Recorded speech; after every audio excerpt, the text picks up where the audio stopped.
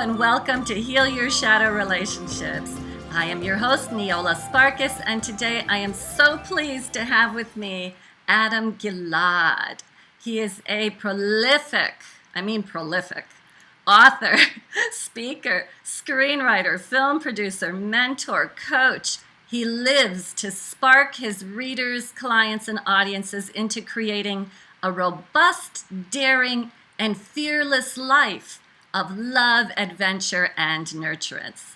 He is an Emmy-nominated executive producer. His award-winning films have appeared on USA Networks, Lifetime, TNT. He's authored over 20 television shows, and he teaches dating, intimacy, and deep eros. I love it. So Adam has authored countless audio trainings and written several books specializing in learning the language of the other gender, cultivating a dance of the sexes rather than a battle, so important, and the play of sexual polarity, as well as a determined fearlessness in self-awareness, self-evolution, global responsibility, compassion, and forgiveness. I am truly thrilled to have you with us here, Adam. Thank you so much for joining us. Thank you. I feel like I should add paddleball to that, to round it out. Global responsibility. Good at paddleball as well. Yay.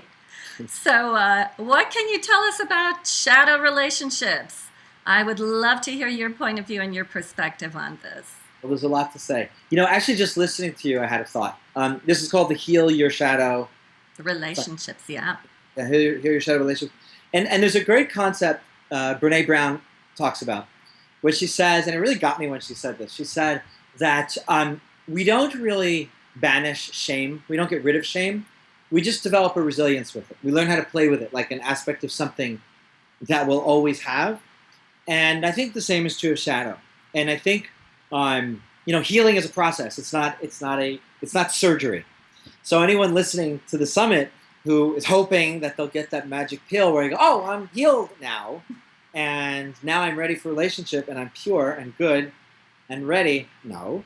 But to be on the path of healing. To me, intimacy is that place where you are spiraling upward together. I hate the word relationship. I always say intimacy because relationship is like a boat. It's like a ship. It's a ship. It's a noun.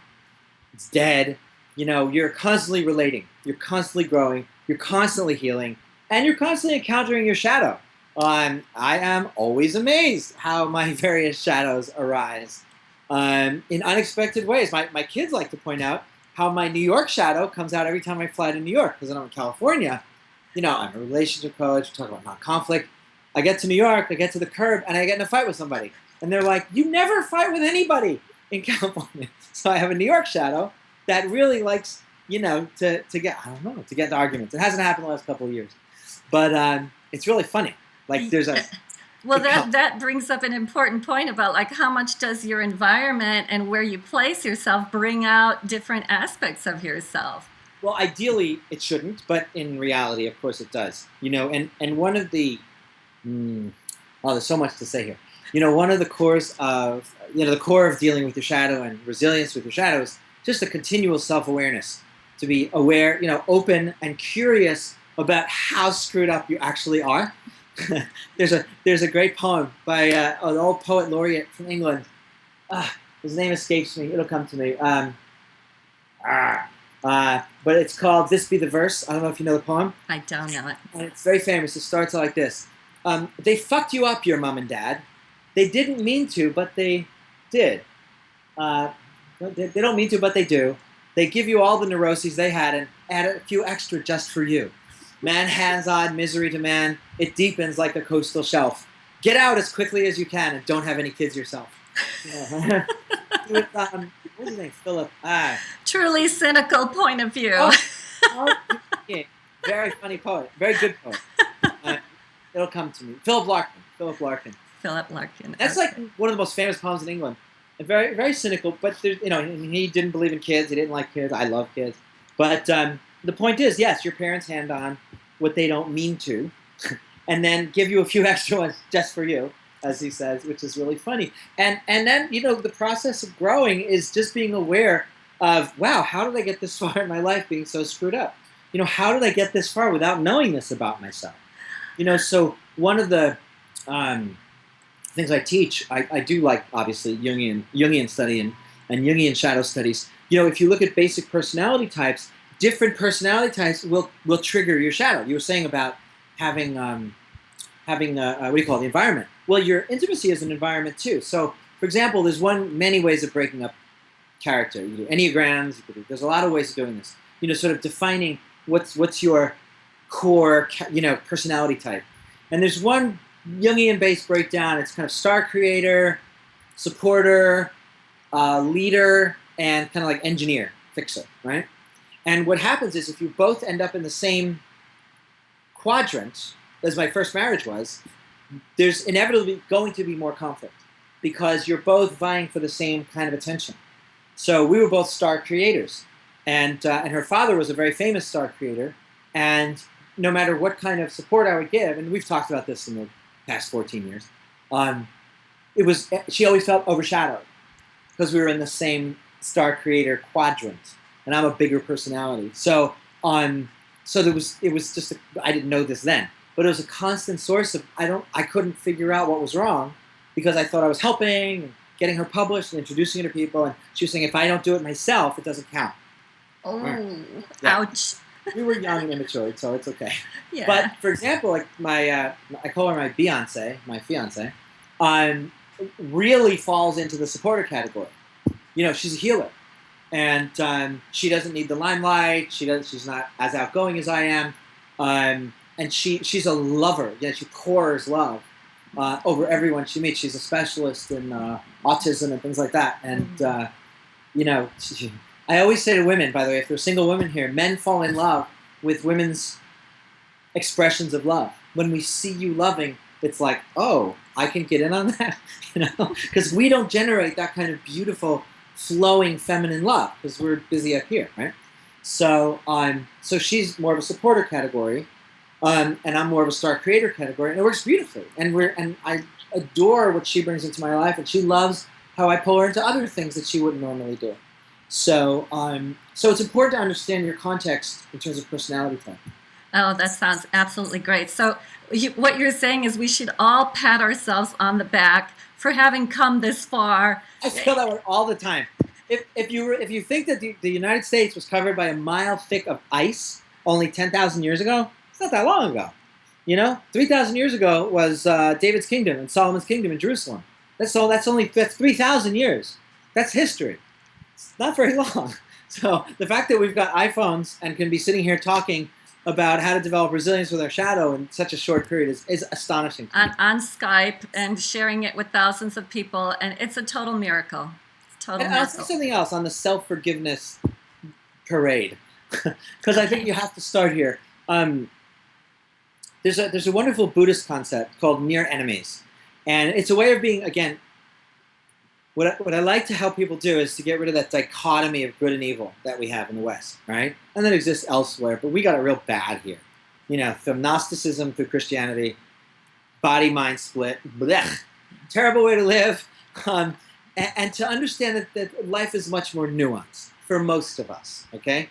And so there's this concept of a near enemy. So like, for example, for a lot of women, the near enemy of kindness would be, let's call it, being a doormat, right? The near enemy of forgiveness would be Ray Rice's fiance who went back to him after he decked her in the elevator.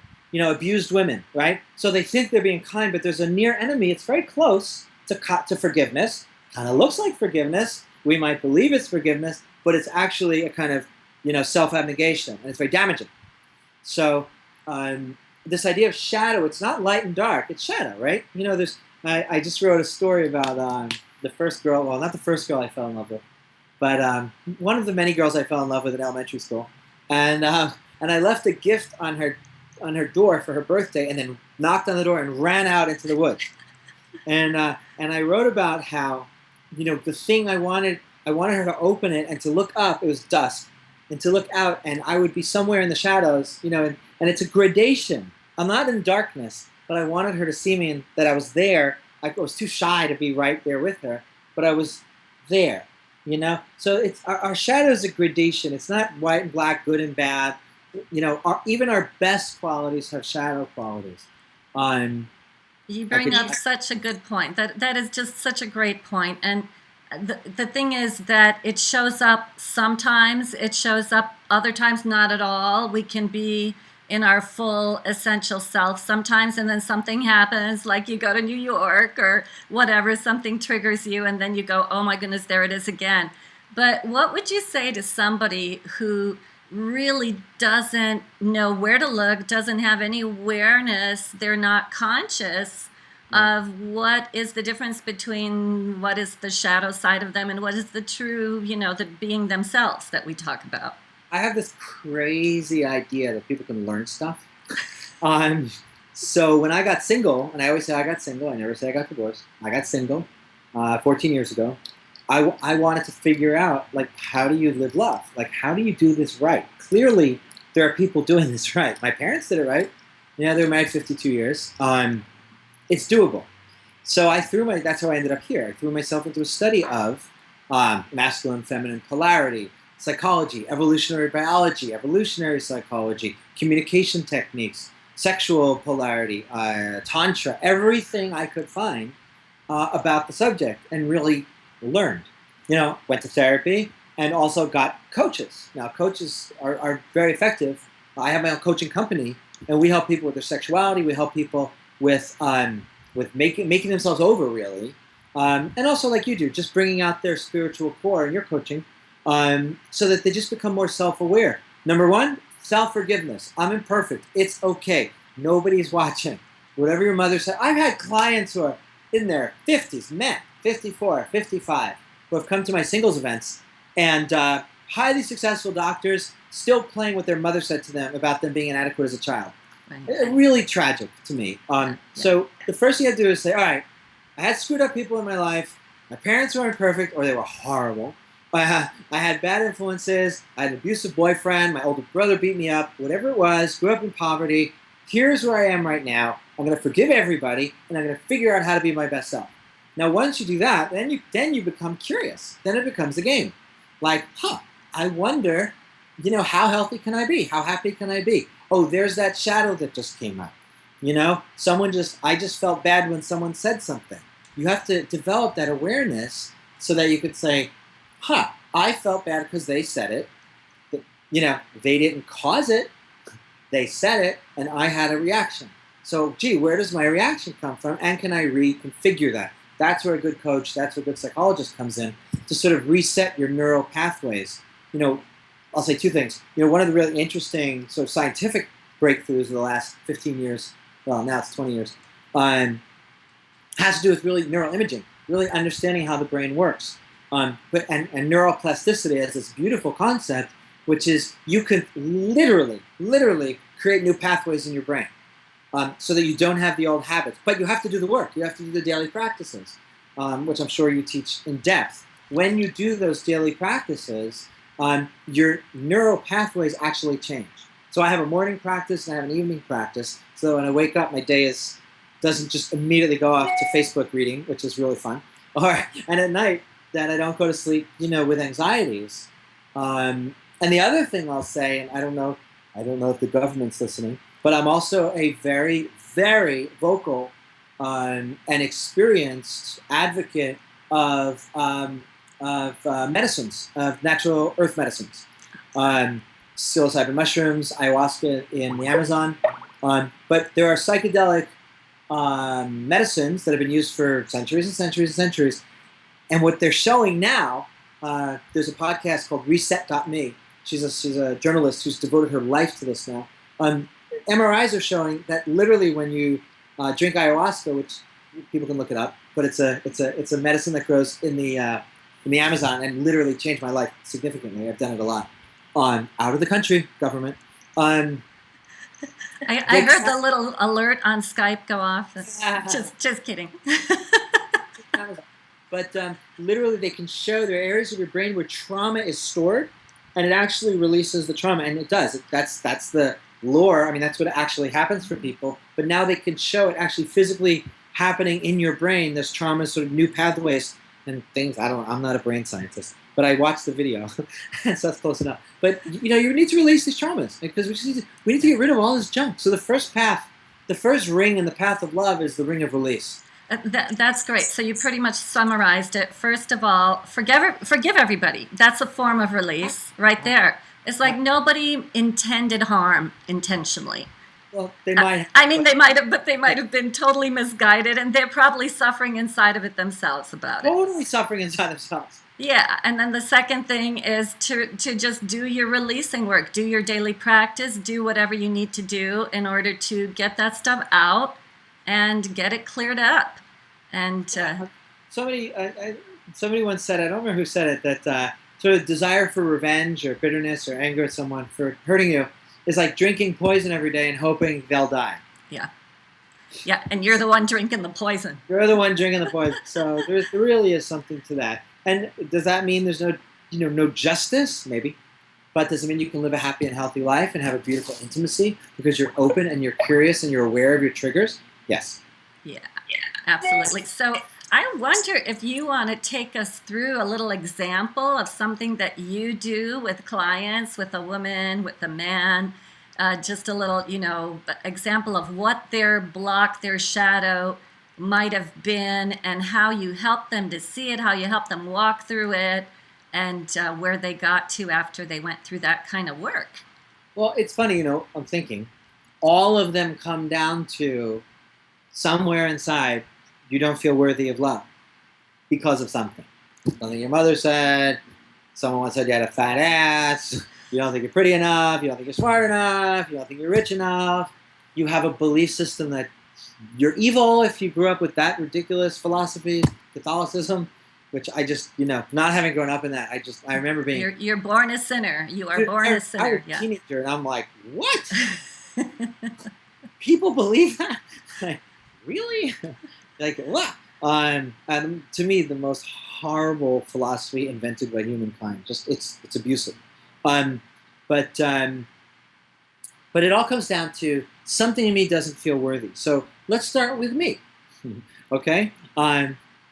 So for example, when with the risk of over reducing, right, my life. When I was very young, my mother lost my sister. My elder sister died when I was a baby. And it was very sort of dominant reality in my life. And I always sort of felt I had to save my mother from that pain, right? So I had to get the A's and I had to overperform and overachieve. And I had this very strong savior mentality. So my shadow wasn't an evil thing. I wasn't a psycho killer. But my shadow was, I don't feel worthy unless I'm saving somebody, right? So guess what I do for a living now? Save everybody. Save the whole world. Globally. But so for example, my wife, my first wife, I could see all the wonderful things about her. She was beautiful and creative and smart and funny. And she had all this talent, but very damaged, very, very damaged family. Very damaged family. And but I could see who she was. And so I'm like, well, I'm going to be her savior. And that was a big part of how I came into the relationship. Well, 14 years later, when we parted ways, I made a vow that I knew now my shadow. My shadow wasn't a bad shadow. It was just like, I don't feel worthy because just on my own, I have to be saving somebody. So I made it a point to become more whole myself and obviously to seek a partner who was more whole, who had done her work. And so I always say, and a side note, a little funny joke, but I always say to women, I teach how to attract the right man for you online. And I say, the more you show that you're a whole woman, the less men will just see you as a woman with a hole. So, it's true. But the more of your character you bring forth, and the more healed and self-aware you are, and one of my favorite words, which is lost in this culture, the more wisdom you show that you have, the more inspiring you will be to a man of character. Yeah, so the part of you that felt like you wanted to save everybody, I want to flip that around because that's another way of dealing with it. And you don't have to save anybody else. You got to save yourself. Yeah, it's that beautiful poem by Mary Oliver, The Journey, if you know it. Do you know that one? Do you want to refresh our memories about that one? Let me pull it up. So I did my PhD in literature, by the way. I don't know if you can tell. Oh, how wonderful. Yeah, no wonder you have so many great quotes. I know, hang on.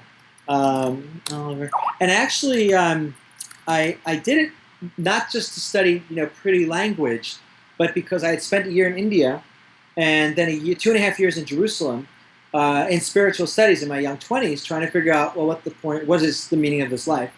And what I really came to understand, what more important was, how do we create meaning?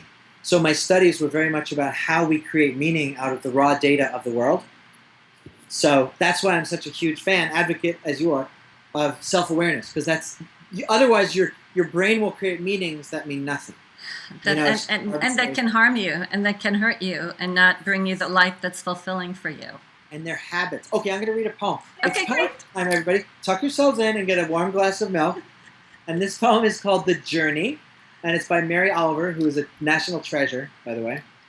And it goes like this. One day, you finally knew what you had to do and began, though the voices around you kept shouting their bad advice, though the whole house began to tremble, and you felt the old tug at your ankles. Mend my life, each voice cried. But you didn't stop. You knew what you had to do, though the wind pried with its stiff fingers at the very foundations, though their melancholy was terrible. It was already late enough and a wild night, and the road full of falling branches and stones. But little by little, as you left their voices behind, the stars began to burn through the sheets of clouds, and there was a new voice, which you slowly recognized as your own, that kept you company as you strode deeper and deeper into the world, determined to do the only thing you could do, determined to save the only life you could save. Very, very beautiful. Yes, I wrote it. Mary Oliver. Brought to us by the Savior Adam Gilad. No. No, I'm still busy saving myself. But, obviously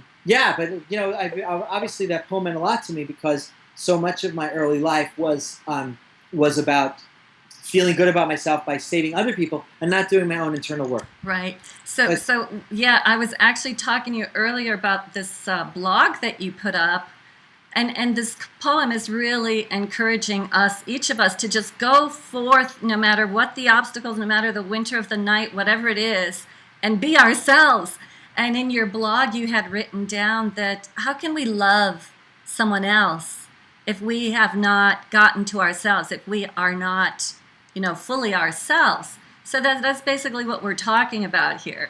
And so how you help people become themselves is through these things that you're talking about, the practice, the self-forgiveness, the acceptance, the forgiveness of others. And embracing what makes you happy, like actually finding out who you are. Not living out your mother's desire, your father's desire, your ex's desire, your boyfriend's desire, your kid's desire, your boss's desire. What is your true self calling out to do? Because if you're not living from your joy, from what I said, deep eros, and I use the word eros not just in the sexual term, but in the ancient term of just love of being. We live in this pleasure palace of an earth. I mean, have you looked up in the sky? There's not a lot out there, right? But we live in this pleasure palace where our bodies are calling to us, and our minds and our spirits are calling to us all the time to roll like little baby pandas in the tall grass and just celebrate the fact that we're alive and celebrate together. You generate love, you generate your own joy, and then you radiate that outward. And then if you do it right, like I tell you, then you find somebody who's also doing that in their own little patch of grass, another little panda, and you meet, and I call it like a Venn diagram of joy. You're living love. You're living love and joy and celebration. That's the context. If you're not living inward, radiating love outwards, what you're doing is going, oh, here, come into my life so I feel better. Mend my life. Mend my life. Mend me. Make me feel important. Make me feel loved. Make me feel a part of something. Make me feel worthy. Make me feel smart. That's the need, rather than what do I have to offer? What am I here to be? What am I here to fulfill myself on? And it's not an attractive energy to just need so much. When we need that much, we need to give to ourselves. Right. I call it the lake of infinite radiance. You'll find out I'm writing a novel called The City of Love. You'll hear about it next year. Wow. And it's about the journey into love. And look, again, this is another one of those things. Don't get everyone hard on yourself that you don't radiate love all the time. Nobody does. But it's a spectrum. We're moving that way all the time. How do we wake up? How do we say, I say the metta meditation, where I'm sending the people I love be free of pain, may they be happy, right? And then I go to the people I don't love so much, who are like okay in my life. And then I send it to the fuckers in the Middle East and ISIS, who are horrible human beings. But you have to include them. Yeah, you have to like generate love. They are, no matter what. They are the dark side of all of society. This is society's shadow. This is our whole world's shadow right there that they're acting out. We helped create them. So yeah, we sure did. Without getting political, but they're not separate beings. They were children. They were babies once. They didn't hate. So the practice is for men and women, and there's a different flavor of love generally for men and women, is to create that sort of outward radiation of love all the time as a practice. Then when you meet your beloved, guess what? There's this Venn diagram where you're overlapping, and you just meet, and it's like love meeting love. So I know you have Michaela Bohm in this summit. And she's obviously worked with David Deida quite a lot. I worked with him. I was his partner for 2 years. And he has this wonderful phrase. He has a audio where he talks about loving beyond personality. And we all love each other. Maybe you're funny. Maybe you're cute. Maybe you're from Lithuania. You have a great accent. Maybe you've read the books that I love. And you have, and you make jokes that I like. Personality stuff. Awesome. Great. That's all great. But love is, he says, beyond personality. You become a vehicle. You just become a vessel of love. You're just bringing love down through your body all the time. Living love as a practice. Nobody's perfect. Living love. You're a vehicle of love. And then one day you meet someone else who's a vehicle of love. And all the personality stuff does not matter. Because you're living in a place where you're I love this phrase. Ready? Everybody write this down. You're loving love. Just happens to be through this body. But the stuff doesn't matter. So like, for example, in my current intimacy, 3.5 years in, and recently engaged, we've never had a fight. There's nothing to fight about. We have disagreements. I can sense when she's triggered. She can sense when I'm triggered. And we go, okay, what happened? Because we love each other. We love our core being. She happens to embody that non-stop bubbling, radiant love that I really like. Call me crazy. So I know who she is at core, and she knows who I am at core. So if something's off core, we just get curious. Oh, what's going on? That's just a personality quirk. That's a trigger. Okay, whatever. But we know what we are. We're love beings underneath. And everybody is. It's just that we spend more time sort of becoming more aware of it than, most customer service representatives at IBM or whatever people do all day. This is what we do all day. And those people are learning to love their customers too, some of them. Actually, customer service representatives, I've always used that as the joke thing, but actually they're lovely. They're amazing people. They are. They've really improved over the decades. Let's put it that way. I know someone who does technology or contracts, or it's one of those things I can never understand how people could have 70 or so years on Earth and do that. But okay, that's just me.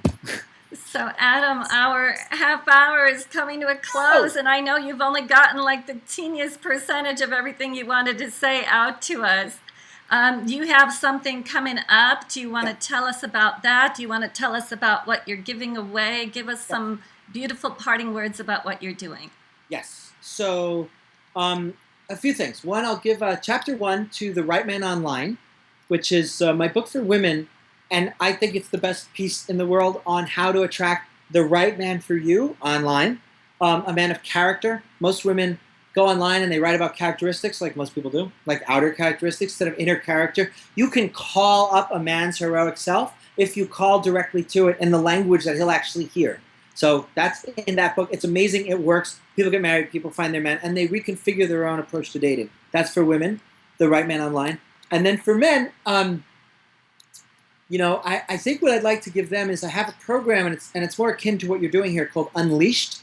And it's about unleashing yourself from all these voices that have told you what you're supposed to be. Living free, living bold, living direct without hesitancy and shame on one side and without manipulation or creepy weirdness on the other side, but really direct, bold, right down the middle, how to state your will cleanly and to hear the other person cleanly so that you can have a beautiful relationship. So what I'll do is I'll just give them a 50% coupon. That's coming out in October. So if I'll give you a coupon code, you can give it to the men, then get a 50% off. It's a great program. Helps people be unleashed. If people are curious, also, I have a singles, I call it a play shop that I do. I don't know if they'll get this one October 10th weekend in New York. I think it might be too late. Yeah.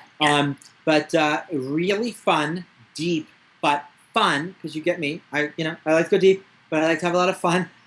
We serve champagne and cookies at night because I couldn't decide whether to do champagne and cheese or milk and cookies. So that's what we do. But we go very, very deep during the day. Deep communication, authentic communication between men and women, sexual polarity, great stuff. How to communicate from your heart, from your spine, in a way that most people never communicate. So I do those weekends, and those can be found at thehighergame.com/attract or just adamgilad.com if you just follow my stuff. Yeah, we got the links right down here below. And you'll offer that another time too, not just this October. Well, I'll let you know the next one, and maybe you can mail to everybody and tell them when it is. I won't be doing one until the spring. Okay. But yeah. Okie doke. Adam, it's been such a pleasure. I love the subject. It's such an important subject. You know, you and I were talking earlier, and I know it's probably mostly women. I work with tens of thousands of men. These are good men, and they have this going on. They just feel not good enough for you, and it may come off as it might translate through bravado. It may translate through they don't communicate with you. But a lot of it is they don't feel good enough inside. And they're good men. But they've been told all the stuff what a guy has to be, and they're not. They're not full of that kind of bravado or, outer confidence. But they're good men. And I can tell you, with rare exception, give these guys a chance. Give men a chance, because the hero is in there if you know how to call to it. So read what we're sending you from the Right Men Online, because I really do teach you how to call out that inner hero from men. Beautiful. Well, I know everybody's going to want to take advantage of those fabulous offers. And thank you so much, Adam, for being here. And thank you all viewers for being here. And we'll catch you next time for another installment of Heal Your Shadow Relationships. Bye.